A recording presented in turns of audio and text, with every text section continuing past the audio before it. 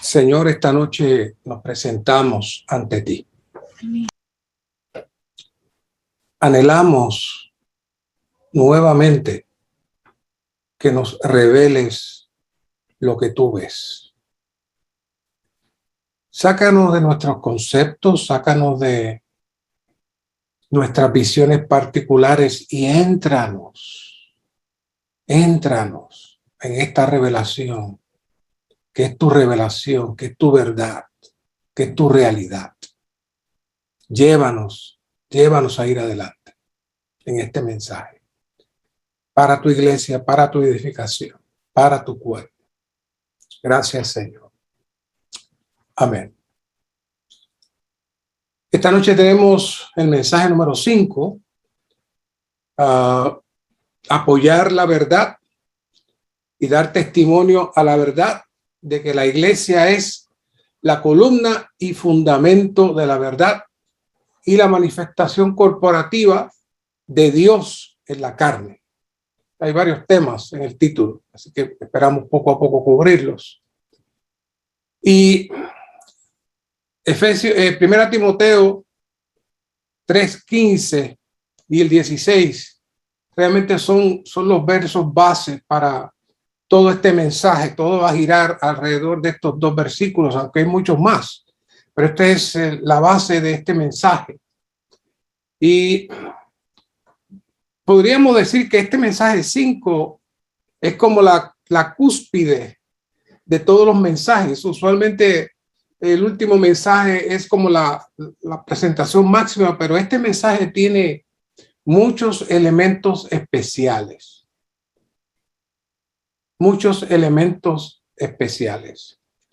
Y esperamos que el Señor nos dé la gracia y la manera para entrar en ellos, porque son sumamente cruciales.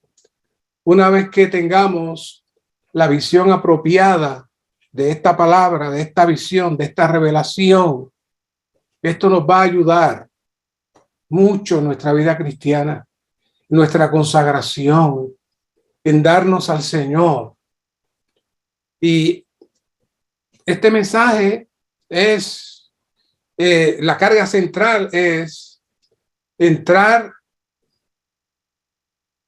en el vivir de la realidad, de la verdad en la vida de iglesia. Y estos versos que estaremos trabajando esta noche están cargados de mucha revelación. Estos versos describen completamente el plan, el deseo de Dios, que Dios presenta en toda la Biblia. Pablo se lo dijo de una manera tan especial, tan precisa a su discípulo Timoteo. Y cuando Pablo dice, pero si tardo, y acuérdense que antes, cuando no era como ahora que usted se monta en un avión y puede llegar en 1 hora o 2. En esos viajes de Pablo, de un lugar a otro, podía tardar 6 meses, 1 año, 2 años. Así que ese pero si tardo es que no se sabía cuándo Pablo iba a regresar. Y le dice, escribo para que sepas cómo uno debe conducirse en la casa de Dios. Esta simple expresión, nada más, en nuestro contexto,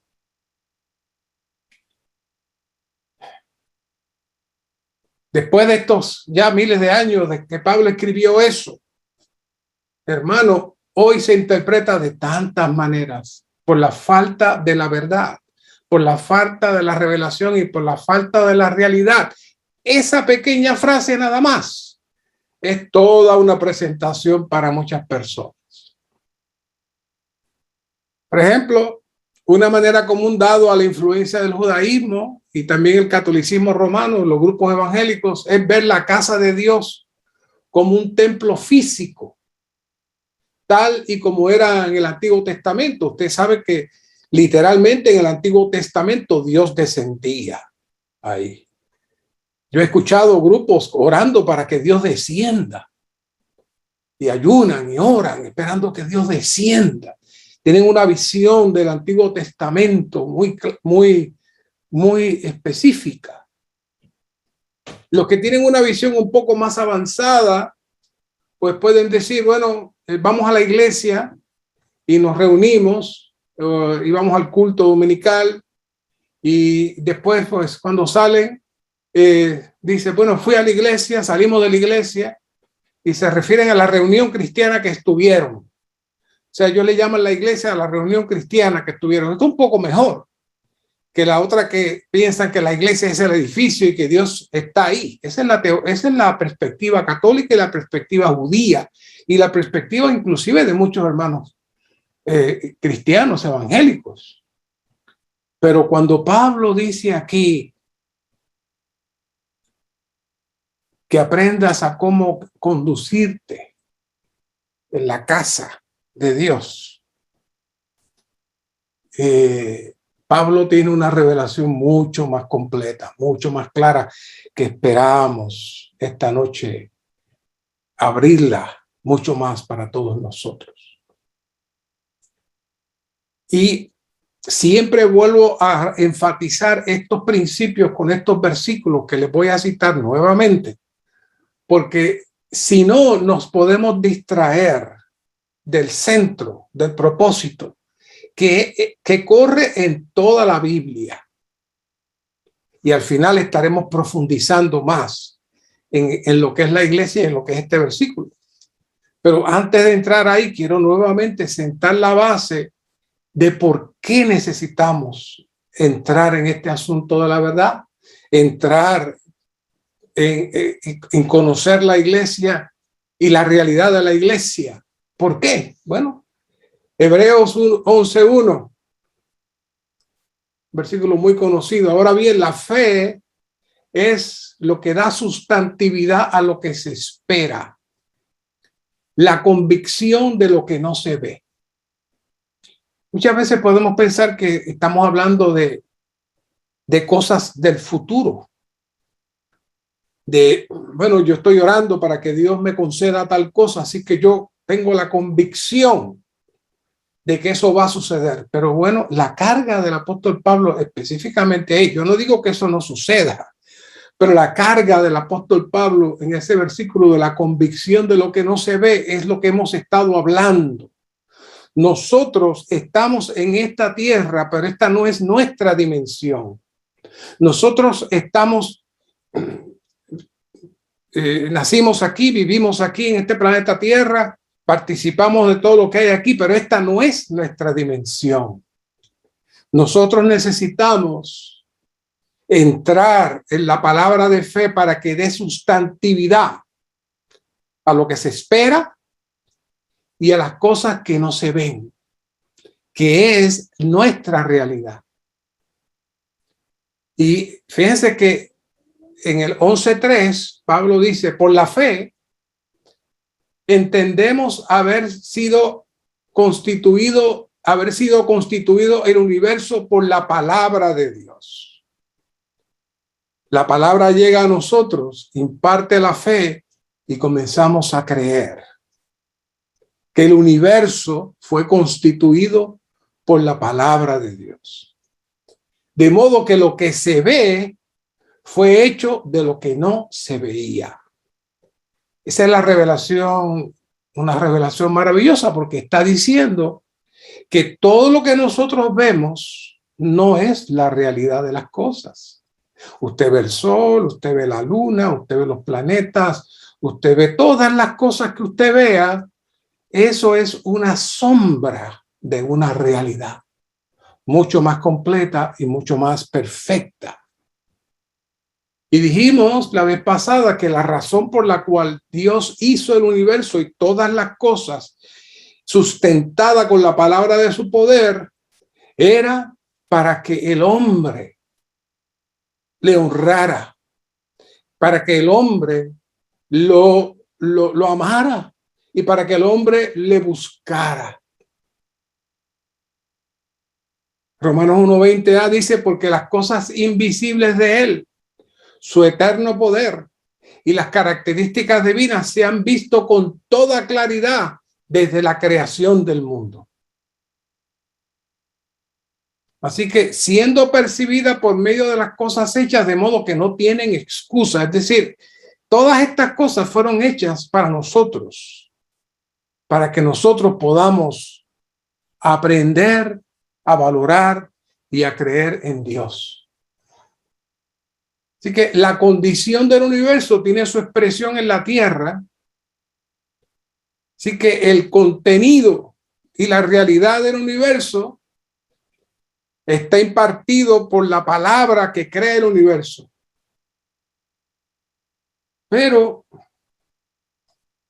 luego vemos en Romanos 1 que hay un descabezamiento del universo.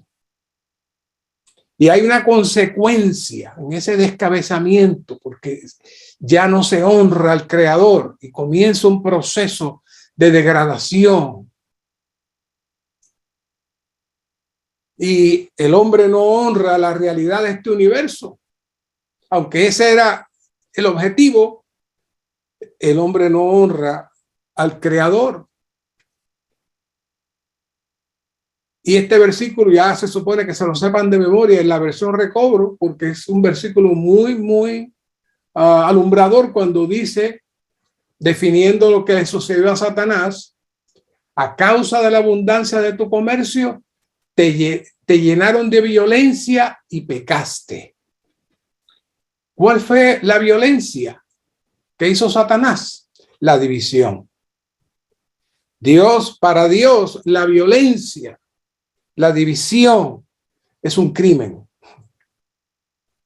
Por eso en Malaquías 2:16a es curioso cómo se cita la misma palabra: porque aborrezco el divorcio, dice Jehová, el Dios de Israel, y el que lo hace se conduce con violencia.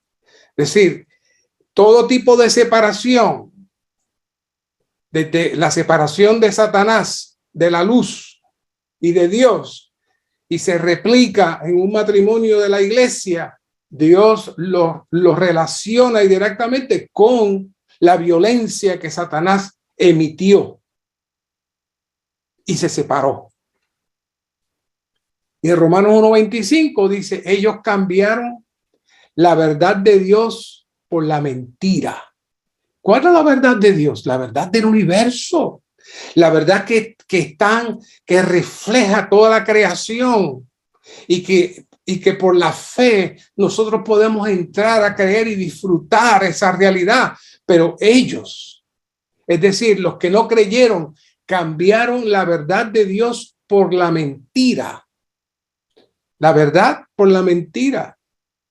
Ahí están los dos polos. La verdad del universo versus la mentira que surge cuando Satanás se aparta de la luz y entra en las tinieblas, adorando y sirviendo a las criaturas antes que al Creador, el cual es bendito por los siglos. Amén.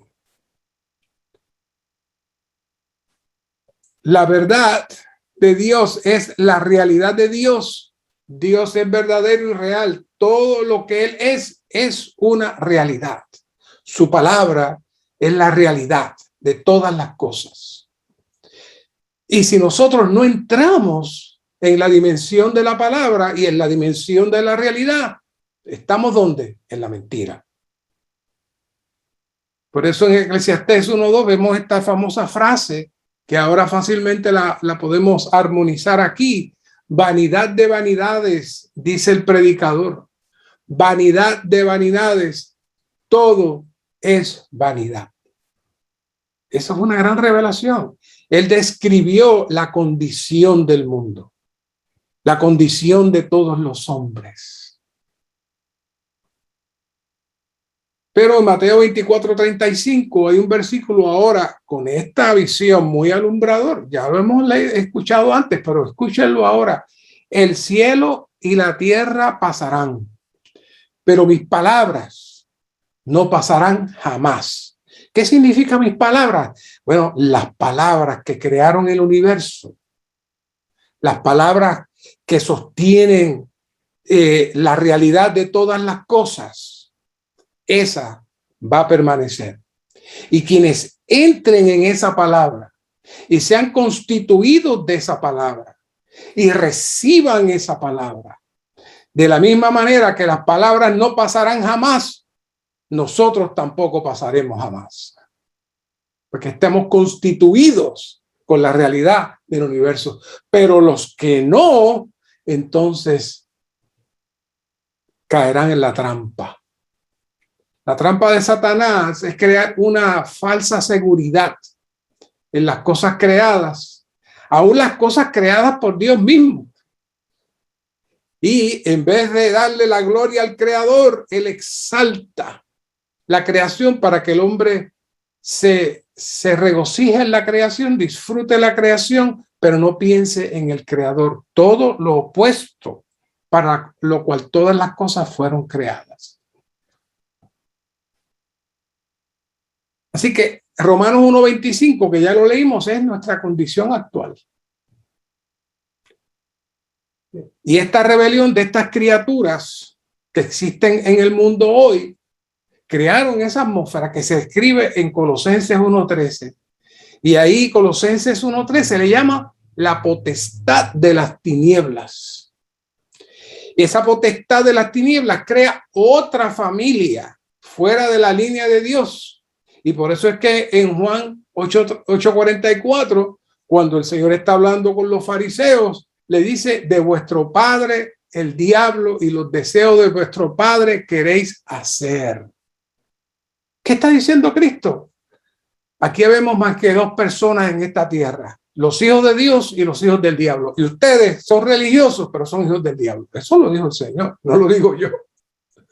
Y dice: él ha sido homicida desde el principio. ¿Por qué dice homicida? Por lo que les dije, es un crimen, es un asesinato, haber roto la armonía del universo por egoísmo, por ambición.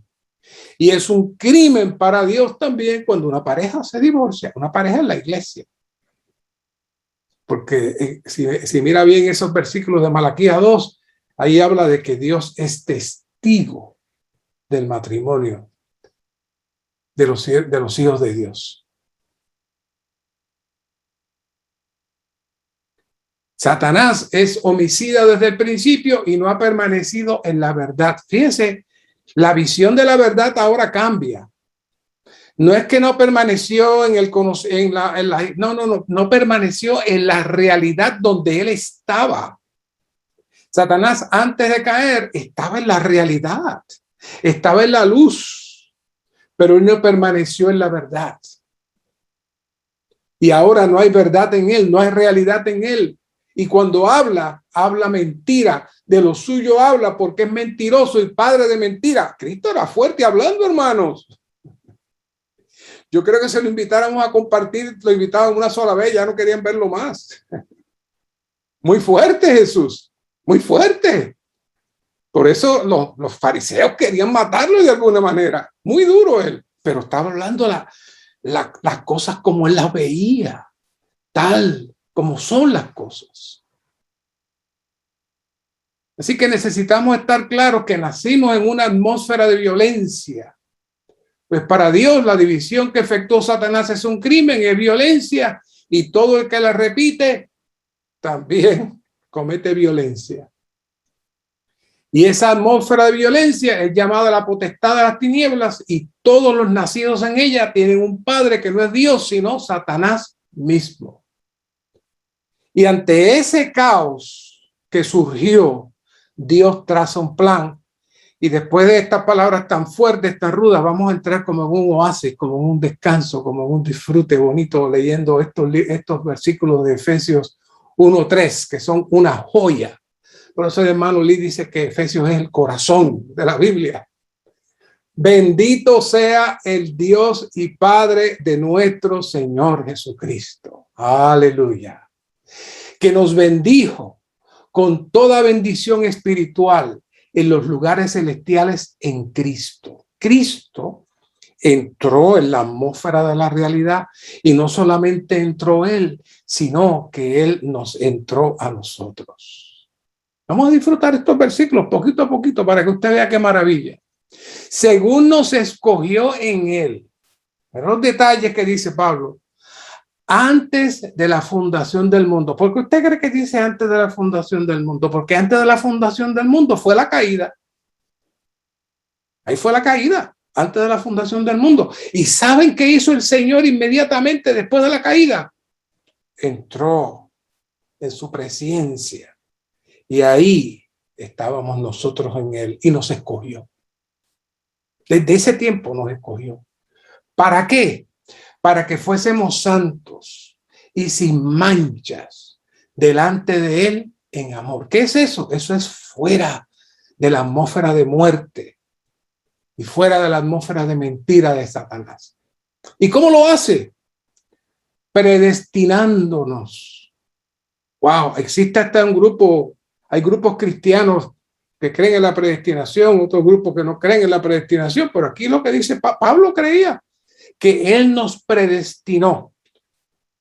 Y aquí me detengo un segundito porque yo sé que este mensaje lo estarán escuchando muchos miles de personas y le va a estar raro, extraño cuando busquen Efesios 5 y dice predestinándonos para afiliación, pero eso no lo dice la versión mía Reina Valera. Pero ¿saben lo que dice su versión Reina Valera? Predestinándonos para ser adoptados. ¡Wow! Por medio de Jesucristo, o sea que Jesucristo se convirtió entonces en un intermediario de adopción para sí mismo según el beneplácito de su voluntad. Bueno, si miramos, si ponemos un paréntesis en esa lectura, luego la vamos a continuar, pero yo quiero introducir los versos de Juan 1:1 para ver si esa traducción está correcta o no, porque la Biblia se puede explicar por ella misma.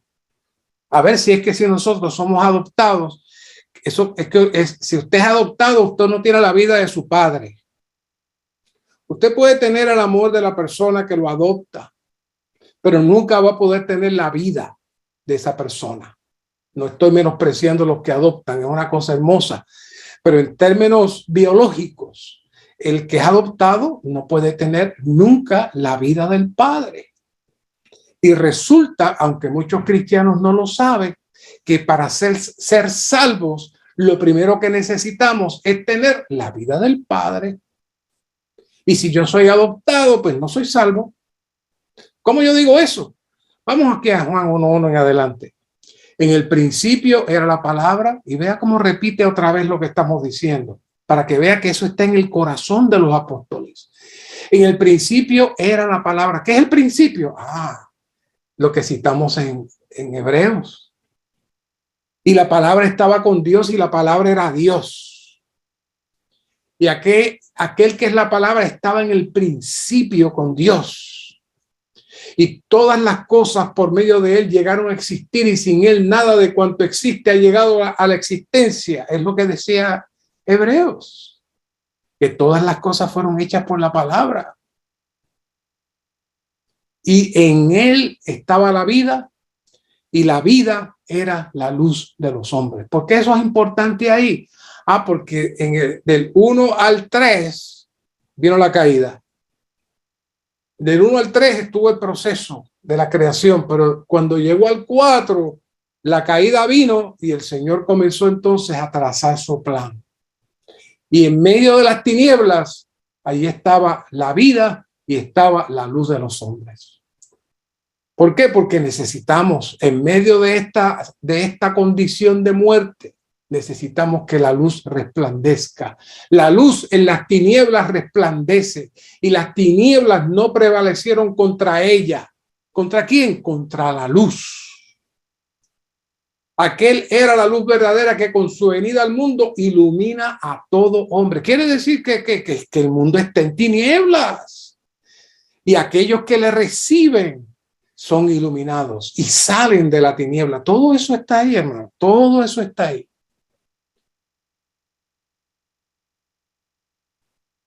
En el mundo estaba y por medio de él llegó a existir el mundo, pero el mundo no le conoció.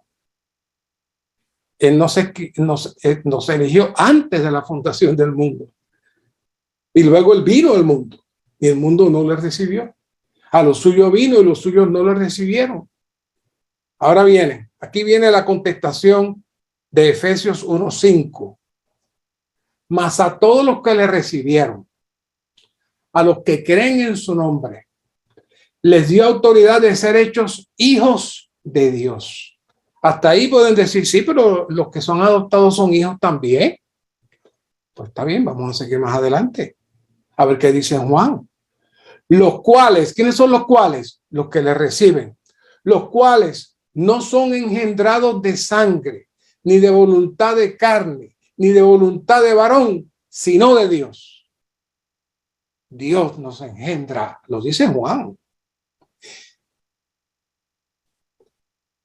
Los cuales no son engendrados de sangre, ni de voluntad de carne, ni de voluntad de varón, sino de Dios.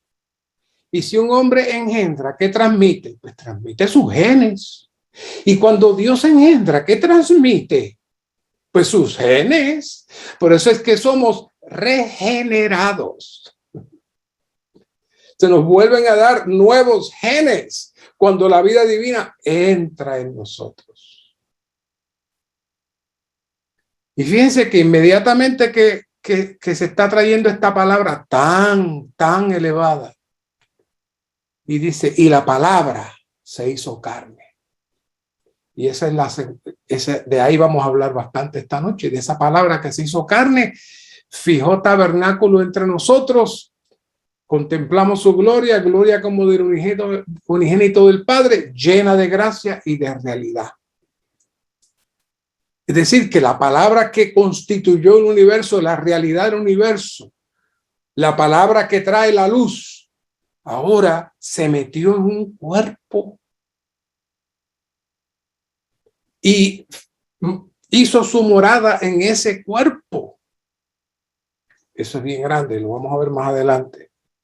Seguimos ahora con Efesios 1:8, que hizo sobreabundar para con nosotros en toda sabiduría y prudencia, después que nos hizo sus hijos, después que nos elige, hizo sobreabundar para con nosotros en toda sabiduría y prudencia, dándonos a conocer el misterio de su voluntad según su beneplácito, el cual se había propuesto en sí mismo. Es decir, que nos elige, nos hace sus hijos y nos da a conocer el misterio de su voluntad. Y aquí hay otra palabrita que no se traduce en la Reina Valera. Dice, para la economía de la plenitud de los tiempos. ¿Por qué? Porque es la palabra que el apóstol Pablo utiliza, economos, economía. La Reina Valera dice, para la dispensación del cumplimiento de la plenitud de los tiempos. Bueno, no está tan mal, pero aquí el apóstol Pablo enfatiza el término economía, porque la economía es la administración de la casa de Dios para Dios cumplir su propósito. ¿Y cuál es la economía de Dios para Dios cumplir su propósito? Y que nos ha dado a conocer el misterio de su voluntad, que en Cristo sean reunidas bajo una cabeza todas las cosas, así las que están en los cielos como las que están en la tierra. Las que están en los cielos estaban descabezadas, excepto los ángeles que no cayeron, pero los otros estaban descabezados. Pero aquí ahora Cristo tomó control y dominio de todo el universo. Y no solamente tomó control, sino que ahora también nos incluyó en ese encabezamiento. Y estamos siendo reunidos en él, en una cabeza. ¿Y saben lo que se forma cuando la cabeza, Cristo, se junta entonces con sus hijos? La iglesia. Hablamos de eso más adelante. El Señor quiere que su iglesia lo conozca a él, quien es la verdad, a fin de que testifique de él como verdad. Fíjense esta conversación del Señor Jesús con Pilato. Es muy especial. Hay que volver a ella. Pilato le está preguntando, ¿tú eres rey? Y el Señor le dice, mi reino no es de este mundo. Es decir, yo tengo otra esfera. Yo tengo otra realidad diferente a la tuya. Tú eres rey aquí, yo no. Yo tengo otra esfera donde yo soy rey.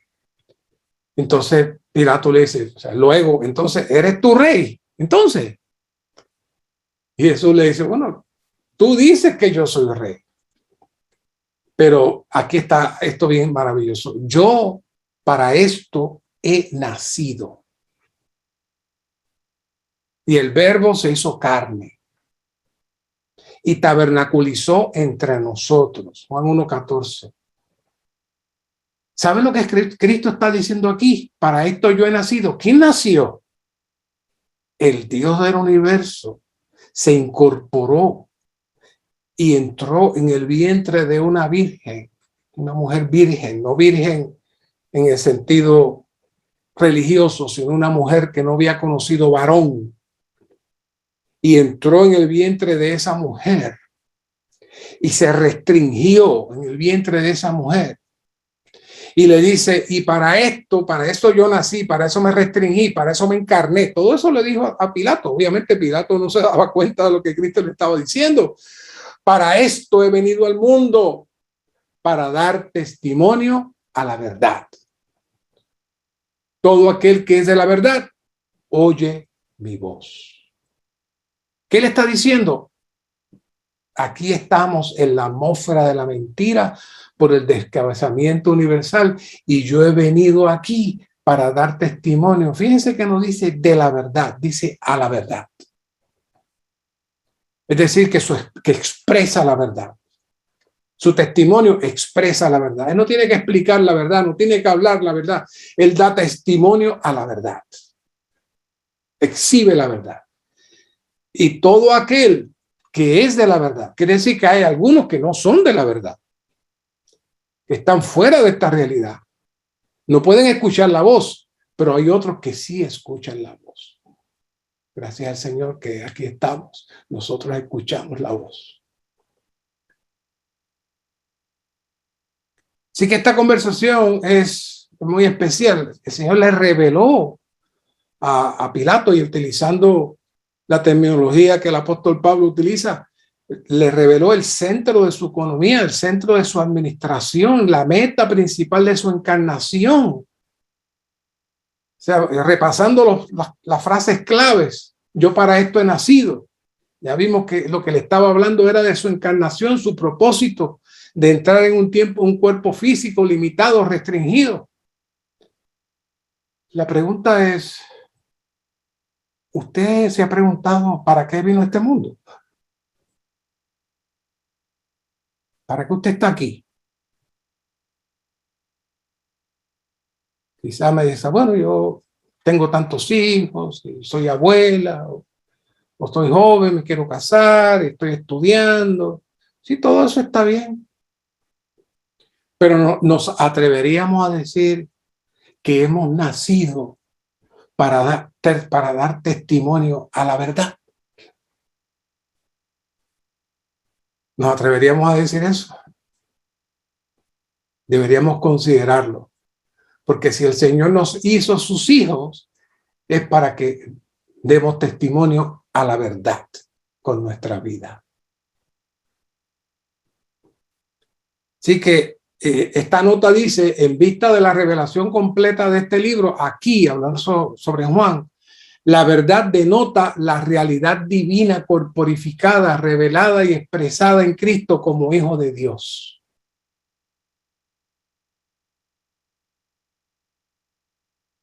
Esa es la verdad. Y Él está dando testimonio de esa realidad que está en Él. Así que muchos escucharán, pero no todos oirán. Son solo los que son de la verdad los que pueden escuchar. Así que en este universo hay dos hombres, los que son de la verdad y los que no son de la verdad, que Jesús le dijo a los fariseos, su padre es el diablo y ustedes hacen las cosas del diablo, que es de la mentira. Él lo definió claramente. Y en 1 Timoteo 3:15, que es el versículo que leímos originalmente, vemos que la palabra verdad se refiere a las cosas verdaderas reveladas en la palabra de Dios, las cuales son principalmente Cristo como corporificación de Dios y la iglesia como el cuerpo de Cristo. Son los puntos más cruciales de lo que es la verdad. Así que la verdad es Dios, el Dios triuno, quien tiene a Cristo como corporificación, es decir, encarnado, es el centro y expresión a fin de ¿qué? De producir la iglesia como el cuerpo de Cristo, la casa de Dios y el reino de Dios. Todo eso son principios que están delineados en las escrituras y que nos entran en la realidad. Así que este punto D dice, la iglesia porta a Cristo como realidad. La iglesia testifica al universo entero de que Cristo y solamente Cristo es la realidad. Entonces la pregunta que tenemos que hacernos es, ¿estamos nosotros en nuestra vida diaria portando a Cristo como la realidad? Estamos, como decía Cristo, yo he nacido en este mundo para dar testimonio a la verdad. Estamos testificando al universo entero que Cristo y solamente Cristo es la realidad. En la vida de iglesia se dan buenas enseñanzas, tenemos muy buenas enseñanzas, pero presentamos a Cristo como la realidad única en nuestro diario vivir. Esas son preguntas que necesitamos hacer. Quizás usted conozca mucho de la palabra y conozca mucho de las palabras del ministerio. Quizás podamos ayudar a muchas personas con buenos consejos. Pero realmente estamos impartiendo la realidad. Estamos dando testimonio de la realidad. La realidad es Dios corporificado en Cristo para ser nuestro centro y nuestro todo a fin de ser expresado en la iglesia como su cuerpo y su plenitud. En Efesios dice que todas las cosas fueron encabezadas. Él es la cabeza y produce la iglesia. Y eso produce la realidad en nosotros. Pudiéramos decir que se produjo un segundo universo. En vista de que el primer universo se mezcló, Dios está produciendo un segundo universo donde Él es la cabeza y está todo debidamente armonizado en esa cabeza y tiene una expresión que es su cuerpo. Y desde ese universo que es la iglesia, Él va a encabezar todas las cosas. Todas las cosas. Así que este punto de que la iglesia aporta a Cristo como realidad nos debe cargar a todos. Hoy Dios ha entregado a Cristo como realidad a la iglesia y es la iglesia quien porta esta realidad. Nosotros portamos ahora esa realidad. Dios mismo no lo está haciendo.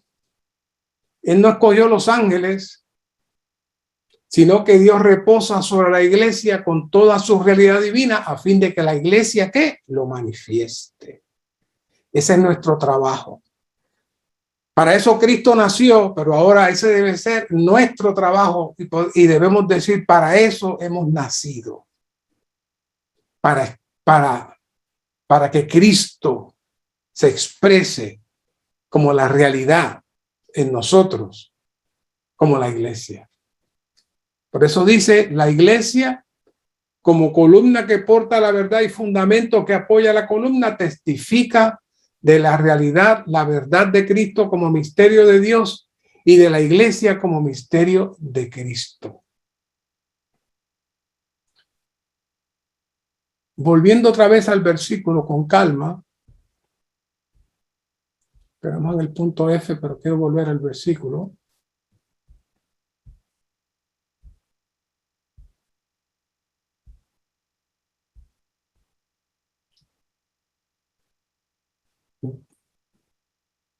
Si tardo, escribo para que sepas cómo uno debe conducirse en la casa de Dios, que es la iglesia del Dios viviente, columna y fundamento de la verdad. Pablo está presentando toda una estructura. Tiene un piso, tiene un techo, tiene una columna y la parte crucial de esa columna es la verdad. La iglesia como columna aporta la verdad y el fundamento apoya la columna que testifica de la realidad que es la verdad. Por eso vemos que Cristo es el misterio de Dios y la iglesia es el misterio de Cristo. Dependiendo de cómo edifiquemos basado en ese principio de la verdad y la columna, entonces se define qué clase de iglesia es. Ahora, ¿qué es la columna? La columna somos todos nosotros. Pero no personas constituidas de conocimiento, sino que venimos a ser constituidos con la realidad misma de Dios. La realidad misma de Dios. Y esa realidad misma de Dios es lo que da el testimonio y es lo que nos mantiene en la atmósfera de la realidad que es la iglesia. Para eso todos necesitamos ejercitarnos y entrar en las diferentes etapas. La semana pasada dijimos que la palabra es la primera etapa y necesitamos entrar en la palabra. Una vez que usted entra en la palabra, usted necesita entonces orar para que el Señor le dé espíritu de revelación. Y una vez que usted entra en ese espíritu de revelación, entonces usted comienza a ver las verdades objetivas. Y una vez que usted empieza a ver las verdades objetivas, entonces esas verdades objetivas vienen a convertirse en su realidad. Y en ese momento, usted se está convirtiendo ¿en qué? En una columna. Una columna que nada la mueve. Nada la mueve. Ningún temblor de tierra la mueve, ninguna situación la mueve. Es una columna sólida. ¿Sabe por qué? Porque usted no está solo ahí. Usted es parte de los millones de columnas que hay en el universo, que somos uno en un espíritu. Y cuando usted entra en esa experiencia, usted se hace uno con todos los demás santos. Que aunque usted no conoce, usted es un espíritu con ellos. ¿Sabe? Uno de los hermanos dijo una vez algo que me impresionó mucho con relación a la barra que cruza las tablas en el tabernáculo. Él dice que la barra central se refiere al espíritu que nos cruza y nos une. Y dice, ¿sabe? Esa barra viene cruzando desde el momento de Pentecostés para acá. Y aunque los santos hayan partido con el Señor, todavía una vez que usted entra en esa barra, usted viene a ser uno con ellos. Ellos siguen ahí conectados como parte de esa barra. Así que esa barra nos conecta con el cuerpo celestial, con el cuerpo universal de Cristo, y es nuestro espíritu humano. Mezclado con el espíritu del Señor, nos hace uno y nos constituye. Y eso forma la columna que está conectada con los otros millones de columnas y con todas las demás que vienen. Por eso queremos entrar aquí a este punto, número 2, que dice, todos los santos necesitan apoyar la verdad. La columna de sostén y fundamento de apoyo de la verdad de la iglesia entera incluye a todos los santos. Cada miembro de la iglesia forma parte de la columna y fundamento que apoya la verdad. Es lo que acabamos de decir. Pero queremos traer que necesitamos especificar que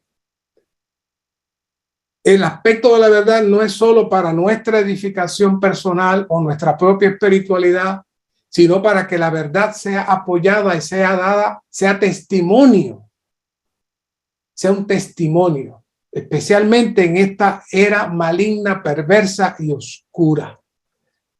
Esta era que está llena de falsedad, llena de corrupción. Dios está esperando por la iglesia, que la iglesia sea el fundamento de la verdad, que apoya la verdad y que vive la realidad. La próxima conferencia vamos a estar hablando más sobre este asunto, que la verdad sea declarada, que la verdad sea dada a conocer.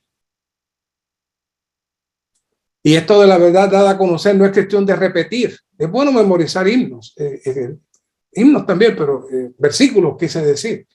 Y memorizarse párrafos del ministerio, todo eso está bien, pero eso no es dar a conocer la verdad. Se refiere a vivir y ser parte y ser constituidos con la realidad. Todo el universo, que hemos estado diciendo todo el tiempo, todo el universo es vano, todo el universo pasará, todas las cosas físicas, incluso algo que todos amamos mucho, las relaciones humanas, todo eso pasará, todo el entretenimiento, todos los placeres. Nada de eso es real, todo eso es fantasía, nada de eso es la realidad. La iglesia es la portadora, la que lleva en medio de esta época y generación perversa y caída llena de tinieblas. La iglesia es la que porta esta realidad. Así que es una gran misericordia que el Señor nos haya comisionado para esa grande responsabilidad. Esa responsabilidad no se la dieron a los ángeles ni ninguna otra criatura. El Señor nos la dio a nosotros. Todo eso que ha pasado, toda la Biblia, todo lo que usted puede leer en la Escritura tiene una consumación. Y es que la iglesia viva y exprese la realidad. Pero para eso, cada miembro de la iglesia necesita conocer la verdad, comenzando por la verdad objetiva. Y una vez que tiene la verdad objetiva, entra entonces a disfrutar y a entrar en la realidad y puede entonces hablarla y puede transmitirla. Si tenemos tal responsabilidad, entonces eso nos convierte en aquellos que apoyamos la verdad y nos convertimos en las columnas. Este punto 3 dice: necesitamos apoyar la verdad y dar testimonio a la verdad de que la iglesia es la manifestación corporativa de Dios en la carne. Indiscutiblemente grande. ¿Qué expresión usa Pablo? Indiscutiblemente grande es el misterio de la piedad. Y ya en otros mensajes les he traído este asunto y se lo vuelvo a traer. Y si 100 veces tocamos este versículo, 100 veces se lo vuelvo a traer para que no se les olvide. Es una gran pérdida que los traductores hayan utilizado la traducción piedad, cuando en inglés hay una traducción maravillosa que es godliness. Porque esta palabra piedad está muy asociada con la religión, con las personas piadosas. Inclusive algunos de los llamados papas le llamaban pío porque eran piadosos. Y entonces no encontraron una palabra mejor en ninguna de las versiones de la Biblia para traducir esta palabra piedad. Pero cuando vemos la intención del apóstol Pablo, la mejor traducción que podemos encontrar es deificación. Es decir, el proceso de recibir la vida divina dentro de nosotros. Así que de aquí en adelante, cada vez que yo encuentre la palabra piedad, voy a decir deificación. Y ya ustedes saben a qué me refiero. E indiscutiblemente grande es el misterio de la deificación. Es grande ese misterio. Porque nosotros, de ser humanos caídos, ahora Dios nos está deificando. Está impartiendo su deidad, está impartiendo su divinidad en nosotros, su divinidad en nosotros. Él fue manifestado en la carne, dice aquí. Y ya vimos que ese aspecto es crucial porque es Dios el que se vistió de carne, entró en la limitación de la carne para ser nuestro modelo, ya veremos más adelante. Justificado en el Espíritu.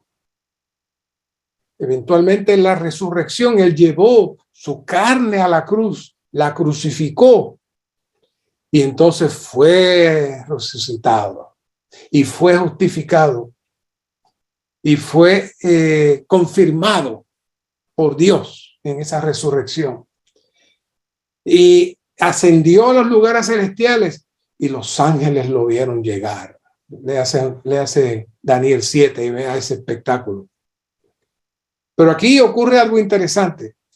Predicado entre las naciones, creído en el mundo y llevado arriba en gloria. Se supone que el orden era manifestado en la carne, justificado en el espíritu, llevado arriba en gloria, visto de los ángeles. Se supone que ese era el orden.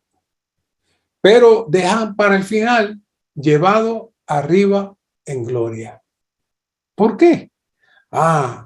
Porque el Señor ahora, Él fue glorificado, pero ahora Él está laborando con nosotros para que su cuerpo también sea glorificado. Para que su cuerpo sea completamente redimido y todos podamos entrar como una sola entidad donde Él está. Así que esa última parte de llevado arriba en gloria está en proceso hasta el momento en que el Señor nos entre en el proceso de la glorificación, y no solamente no somos nosotros, sino que entramos corporativamente. Cristo entra en nosotros como nuestra vida en ese proceso final. Es maravilloso. Así que no hemos visto mucho de estos versículos, los hemos leído mucho, pero no hemos visto mucho. Inclusive en el pasado quizás pensábamos que la iglesia era una columna que apoyaba la verdad. O sea, que la iglesia pues creía en la verdad, defendía la verdad y hablaba y enseñaba las cosas de la verdad. Pero si miramos bien todos estos versículos, la iglesia no está aquí para levantarse con cartelones y versículos. No, es mucho más que eso. La iglesia expresa la verdad. La iglesia es la verdad. Es una columna que todos lo deben ver, es una columna que se debe expresar. Y nada, pero nada la debe sacudir. Si usted entra en la realidad de esta verdad, nada la puede sacudir. Han pasado muchos reinos, reinos poderosos, pero hoy no existen. Pero la palabra y la verdad, que es Cristo mismo como nuestra realidad, es eterna. Así que necesitamos ser como los vencedores de la iglesia en Filadelfia. Ellos vinieron a ser columnas, edificados en el templo de Dios, y sobre ellos se escribe el nombre de Dios. Es decir, la marca de Dios. ¿Por qué? Porque vinieron a ser llenos de la deidad. Por eso es un gran misterio la deificación que Pablo le está compartiendo a Timoteo. Así que la verdad no se relaciona ni con ningún tipo de doctrina, sino que la verdad es la realidad vivida en nosotros, Dios expresado en nosotros, constituido en nosotros. Pero ahora, de la misma manera que Cristo vino en carne, trayendo toda la realidad del universo, ahora Dios quiere que nosotros también en nuestra carne hagamos lo mismo.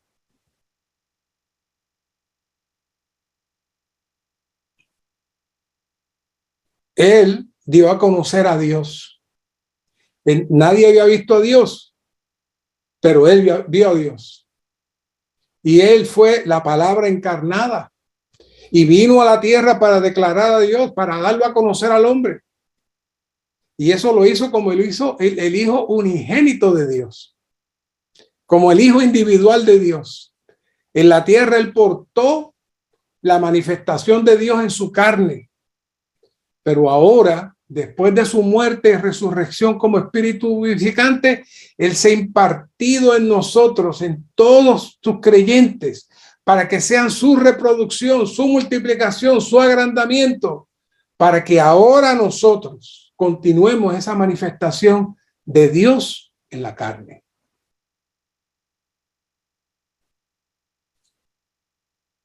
Cristo fue manifestado en la carne, fue expresado en la carne. Así que él fue presentado, manifestado en la carne, no solo como hijo, sino como Dios completo, el Padre, el Hijo y el Espíritu. Así que cuando él se encarnó, no solamente fue el Hijo que se encarnó, el Dios triuno completo se encarnó y se manifestó. Entonces, el primer proceso que hizo el Señor fue introducir el hombre finito, la humanidad. En el caso de él era una humanidad sin pecado y sin contaminación, y lo introdujo en el Dios infinito. Y el hombre finito y el Dios infinito llegaron a ser una sola cosa. Y ustedes dirán, bueno, eso es para Cristo. Bueno, ahora nosotros estamos en el mismo proceso. Entienda, toda esta palabra tiene un fin, y es que nosotros estamos en el mismo proceso. En aquel momento, en Cristo habitaba corporalmente toda la plenitud de la deidad. Ahora, la pregunta que yo le hago a usted, ¿y quién habita ahora en usted? ¿Una porción de la deidad? ¿Un poquito de la deidad? No, no. Ahora, la plenitud de la deidad está en la iglesia. La plenitud de la deidad está en la iglesia. Nuestro espíritu humano, como la escalera que vio Jacob, y también montó una columna ejemplificando la casa de Dios que se iba a construir, nos conectó con los lugares celestiales y estamos conectados con el Dios del universo. Lo que sucede es que aún todavía necesitamos ejercitarnos, necesitamos crecer, necesitamos madurar para creer y entrar en la dimensión que vivió el Hijo de Dios. En Timoteo 3:15-16 se indica que no solamente Cristo mismo como cabeza es la manifestación de Dios en la carne, sino que también la iglesia como cuerpo de Cristo y casa de Dios es la manifestación de Dios en la carne en el misterio de la deificación. Por eso es que estamos siendo deificados. Se está procesando Dios dentro de nosotros para que exactamente lo que el Señor hizo en la carne, ahora el Señor lo quiere hacer con su iglesia. No un individuo, no, como una columna corporativa. Una columna corporativa. Él está trabajándose dentro de nosotros. Así que piedad, como bien define aquí, no tiene que ver con la devoción a cosas santas. No. La deificación tiene que ver con el vivir a Dios en la iglesia. Es decir, que Dios como vida sea manifestado en el vivir de la iglesia para que sea expresado. Eso es la deificación. Tanto Cristo como la iglesia son el misterio de la deificación, el cual expresa a Dios en la carne. Oiga, estamos en la carne, sí, pero Dios se está expresando ahora en nosotros. En el terreno de las tinieblas, en el terreno que creó Satanás, ahí ahora Dios está sembrando y está manifestando su luz. Así que la vida de iglesia es la expresión de Dios. Por tanto, el misterio de la deificación es vivir la vida de iglesia apropiada. Dios es manifestado en la iglesia, la casa de Dios y el cuerpo de Cristo como su expresión corporativa agrandada en la carne. Los muchos hijos forman la columna de la verdad, la columna de la expresión de la divinidad. Así que la manifestación de Dios en la carne empezó con Cristo cuando Él estuvo en la tierra, donde dice Juan 14:9. La manifestación de Dios en la carne continúa con la iglesia, la cual es el aumento, el agrandamiento y multiplicación de la manifestación de Dios en la carne. La iglesia llega a ser la continuación de Cristo como la manifestación de Dios en la carne, a saber, Cristo expresado en el vivir de la iglesia como manifestación de Dios. Hoy estamos laborando en ese proceso. Ese es el gran misterio de la deificación, que consiste en que Dios se hizo hombre para que el hombre llegue a ser Dios en vida y naturaleza, mas no en la deidad. Pero su divinidad, su vida, como vimos en Juan 1:12 y 13, hemos recibido la vida de Dios y esa vida está trabajando en nosotros para que nos movamos como hijos. Dios desea producir muchos hijos, un Dios hombre corporativo para la manifestación de Dios en la carne. Y les quiero traer para finalizar los procesos de esta palabra carne, que cuando miramos al apóstol Pablo la notamos que es muy, muy terrible, pero sin embargo aquí en 1 Timoteo nos lo trae como una manera importante de Dios avanzar.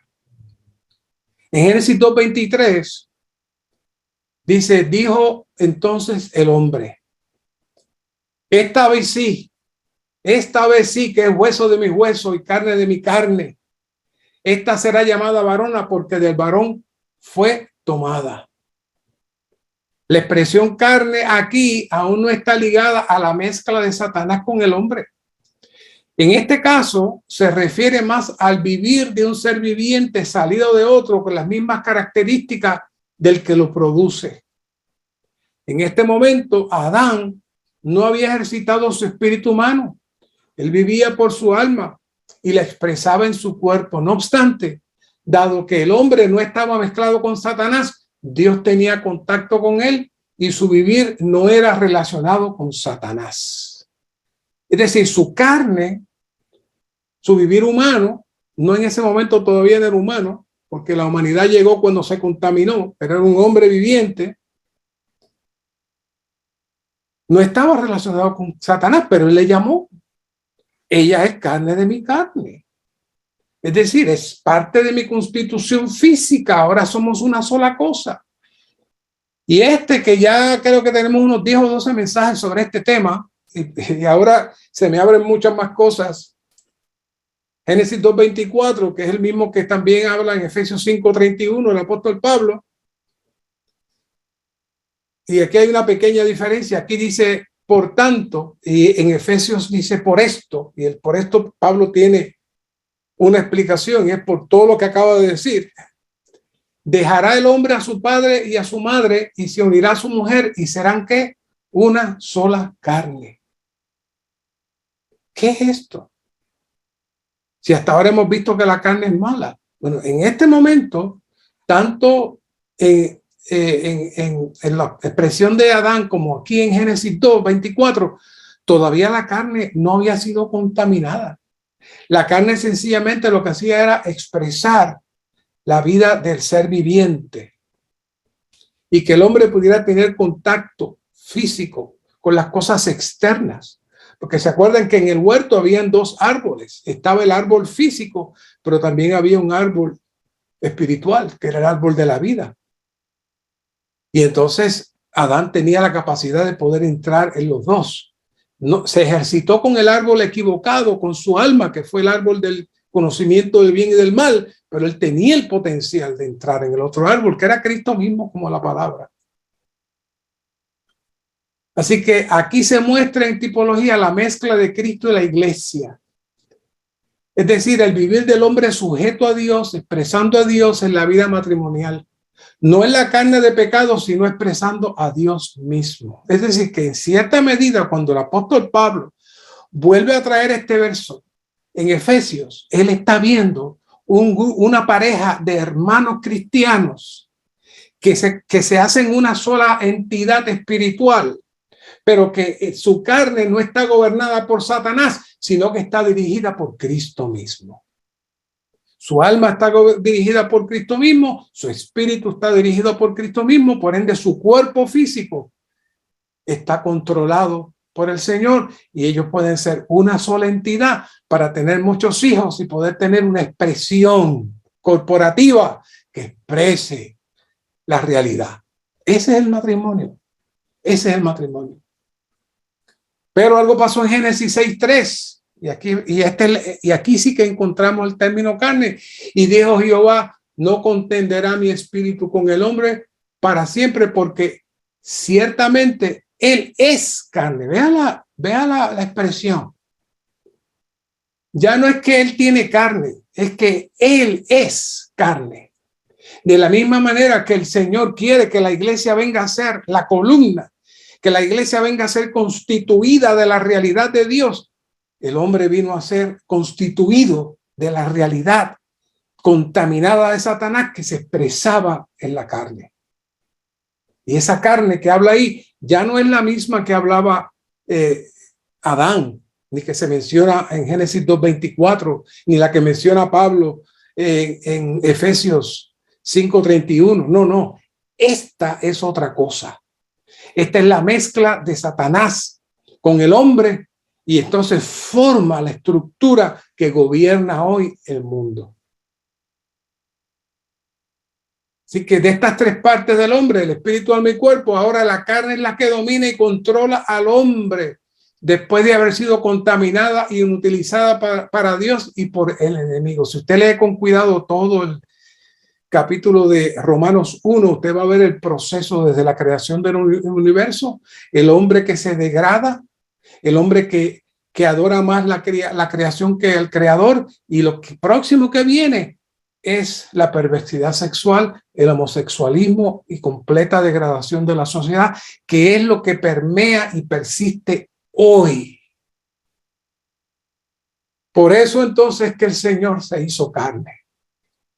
Él necesitaba ser el patrón, el modelo de nosotros, para que nosotros aprendiésemos mediante la cruz y la resurrección y el espíritu todo inclusivo, salirnos de las garras de las ataduras del enemigo y poder vivir aquí en la tierra. ¿Qué? La divinidad. Que seamos ejercitados en ser divinizados, que Dios sea expresado en nosotros. ¿Por qué? 1 Corintios 6:20, porque habéis sido comprados por precio. Glorificad pues a Dios en vuestro cuerpo. Ese es nuestro trabajo.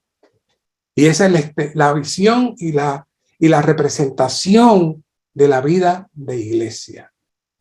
Que el Señor nos lleve adelante, que sigamos profundizando en la realidad y que vengamos a ser tales columnas, una sola columna, para que Dios pueda tener su expresión final en la tierra. Gracias, Señor, por esta palabra. Sigue constituyéndote en nosotros, sigue avanzando en nosotros. Llénanos completamente de ti, satúranos completamente de ti. Mientras estemos aquí en esta tierra, tenemos este cuerpo, pero este cuerpo puede ser subyugado y puede ser inutilizado para que ya no vivamos conforme a nuestros deseos, sino que vivamos conforme a tu vida, como la columna, como la expresión de la realidad. Gracias, Señor, que tú entraste, abriste la puerta en tu carne y ahora todos podemos entrar. Tú eres el camino, tú eres la realidad y tú eres la vida. Aleluya. Gracias, Señor. Amén. Amén, amén. Gracias, Señor, por este mensaje, por esta introducción a la semana 5.